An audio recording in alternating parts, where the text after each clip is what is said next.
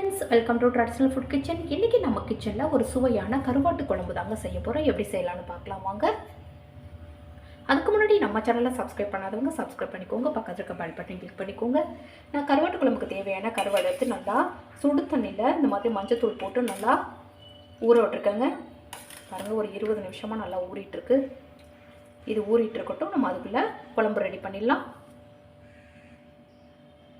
இப்போ குழம்பு ரெடி பண்ணுறதுக்கு ஒரு பாத்திரம் வச்சுருக்கேன். அதில் 1 டேபிள் ஸ்பூன் அளவுக்கு எண்ணெய் சேர்த்துக்கலாம். இது கருவாட்டு குழம்புக்கு வந்து நமக்கு அதிகமாக எண்ணெய் தேவைப்படாது. இப்போ எண்ணெய் நல்லா சூடாயிடுச்சு. 1/2 டீஸ்பூன் அளவுக்கு வெந்தயம் சேர்த்துடலாம். வெந்தயம் நல்லா செவந்து வர ஆரம்பிச்சிருச்சு. கருக விட்டுறக்கூடாது வெந்தயம், இல்லைனா குழம்பு வந்து கசப்புத்தன்மை வந்துடும். 100 கிராம் சின்ன வெங்காயம் உரிச்சு வச்சுருக்கேன். நான் வந்து கட் பண்ணாமல் அப்படியே உரிச்சு வச்சுருக்கேன். அதை சேர்த்துடலாம். வெங்காயம் ஓரளவுக்கு நல்லா வதங்கிடுச்சு. இதில் ஒரு 10லேருந்து ஒரு 15 பல் பூண்டுங்க. இப்போ இதை தட்டி எடுத்துகிட்டு வந்துடலாம். பாருங்கள், இந்த மாதிரி நான் தட்டி எடுத்துகிட்டு வந்துருக்கேன். இப்போ இதையும் சேர்த்துடலாம்.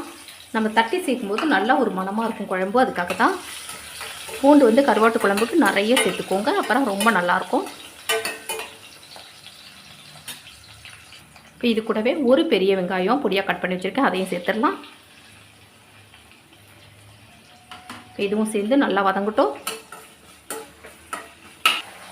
2 தக்காளி, நல்லா பழமான தக்காளி எடுத்து கட் பண்ணி சேர்த்துருக்கேன். இது வந்து ஒரு 3 நிமிஷத்துக்கு நல்லா வதங்கட்டும். நீங்கள் கருவாட்டு குழம்புக்கு வந்து கொஞ்சம் தக்காளி வந்து சின்ன தக்காளியாக இருந்தால் 3 தக்காளி சேர்த்துக்கோங்க. பெரிய தக்காளியாக இருந்தால் 2 தக்காளி சேர்த்துக்கோங்க. நான் 2 தக்காளி சேர்த்துருக்கேன். நல்லா பழமான தக்காளியாக சேர்த்துக்கிட்டிங்க அப்படின்னா குழம்பு ரொம்ப டேஸ்டியாக இருக்கும். இது வந்து நல்லா வதங்கணும். ஒரு 2 நிமிஷத்துக்கு நல்லா வதங்கட்டும்.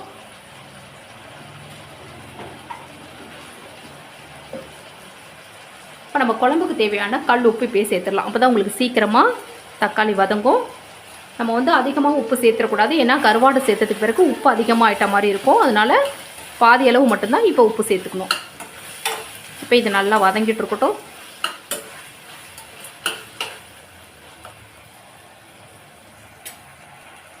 இப்போ வந்து நான் கத்திரிக்காய் வந்து ஒரு 4 கத்திரிக்காய், இந்த மாதிரி கத்திரிக்காய் எடுத்து நல்லா 4 கத்திரிக்காய் எடுத்து தண்ணியில் கட் பண்ணி போட்டு வச்சுருந்தேன். கருவாட்டு குழம்புக்கு வந்து கொஞ்சம் கத்திரிக்காய் சேர்த்து செய்யும்போது ரொம்ப நல்லாயிருக்கும்.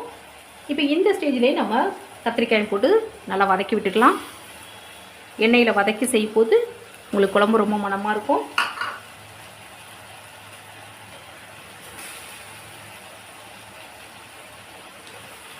இப்போ இதையும் நல்லா வதக்கி விட்டுறலாம். எல்லாத்தையும் சேர்த்து கொஞ்சம் நேரம் மாறுற அளவுக்கு நல்லா வதங்கட்டும்.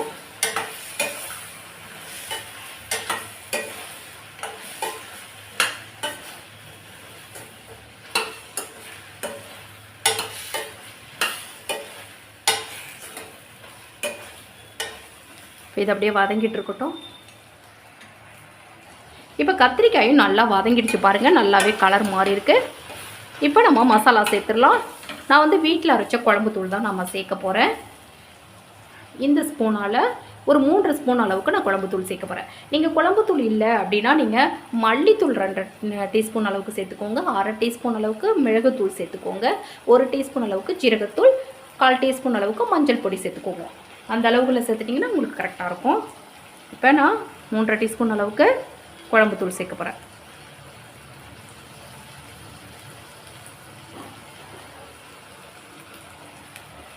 இப்போ இதையும் நல்லா எண்ணெயிலே வதக்கி விட்டுறலாம்.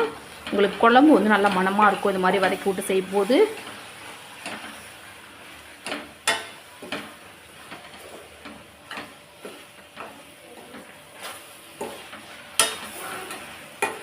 ரொம்ப நேரம் வதக்கணும் அப்படின்றது இல்லை, சும்மா 2 பெரட்டி விட்டால் போதும். பாருங்கள், இந்த அளவுக்கு போதும். இப்போ நம்ம புளிக்கரைச்சல் சேர்த்துடலாங்க. இப்போ ஒரு நெல்லிக்காய் சைஸ் புளி எடுத்து நல்லா கரைச்சி வடிகட்டி வச்சுருக்கேன். இப்போ அதை சேர்த்துடலாம்.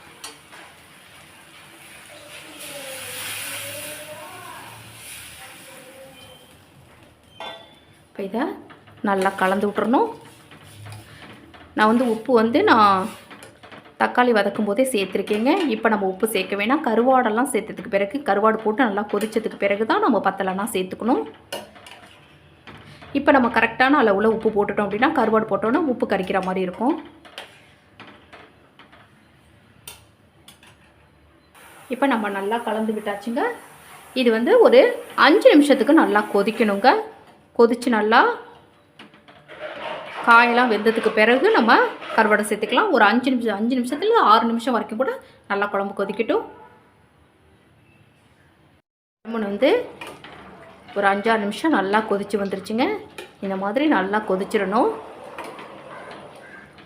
இப்போ இந்த ஸ்டேஜில் நம்ம ஒரு 1/2 டீஸ்பூன் அளவுக்கு மிளகு பொடி சேர்த்துடலாம்.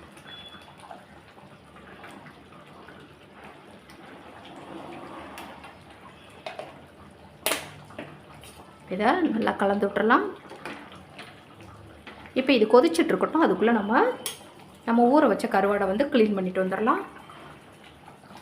பாருங்கள், இப்போ நான் கருவாடு வந்து நல்லா கழுவி எடுத்துகிட்டு வந்திருக்கேன். இப்போ இதில் நம்ம போட்டுடலாம்.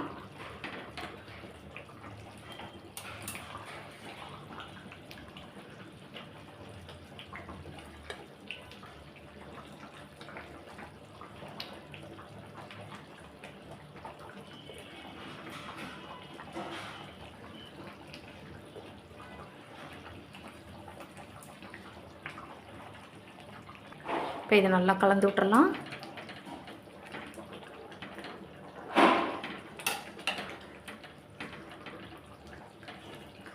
இந்த கத்திரிக்காய் கருவாடு இது ரெண்டும் போட்டு வைக்கும்போது உங்களுக்கு ரொம்ப நல்லாயிருக்கும் குழம்பு.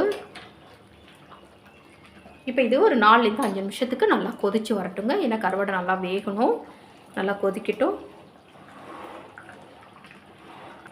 பாருங்கள், இப்போ கருவாடு சேர்த்து நல்லா குழம்பு கொதிச்சிருச்சு. இப்போ நம்ம ஸ்டவ் ஆஃப் பண்ணிடலாம். பாருங்கள், கத்திரிக்காயெல்லாம் எதுவுமே கரையவே இல்லை. பாருங்கள்,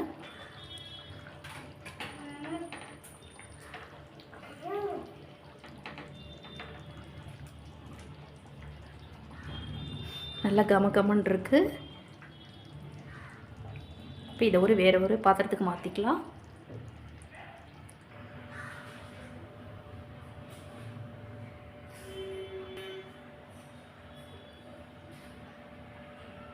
பாருங்கள், நல்லா சுவையான கருவாட்டு குழம்பு ரெடி ஆகிடுச்சுங்க. இது நல்லா சூடான சாதத்தில் போட்டு சாப்பிடும்போது ரொம்ப நல்லா இருக்குங்க.